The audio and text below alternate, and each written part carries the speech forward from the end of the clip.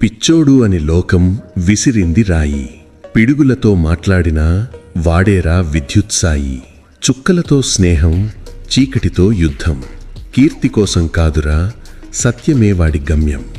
సంపద కోసం జనం పరుగులు తీశారు, జ్ఞానం కోసం వీడు నిద్రనే మరిచారు. ఒంటరిగా నడిచాడు, శూన్యాన్ని జయించాడు. లోకం నవ్వి వెక్కిరించిన వెలుగును పంచాడు. మౌనమంటే ఒంటరితనం కాదు, నిన్ను నువ్వు చెక్కుకునే ఆయుధమది. చప్పట్ల కోసం కాదు ఈ పని, ఈ తపన సృష్టికి ప్రాణం పోసే దివ్యమైన సాధన. నలుగురు మెచ్చాలని ఆరాటపడకు, చీకటి గదిలో నీ కష్టం ఆపకు.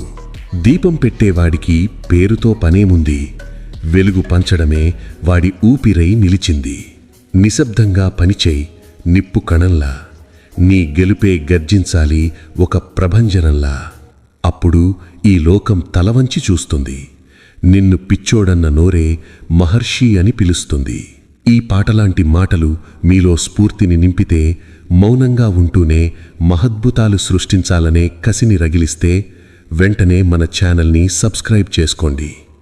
మీ మౌనమే రేపటి మీ విజయం. మీ ప్రేమ్ ముదిరాజ్.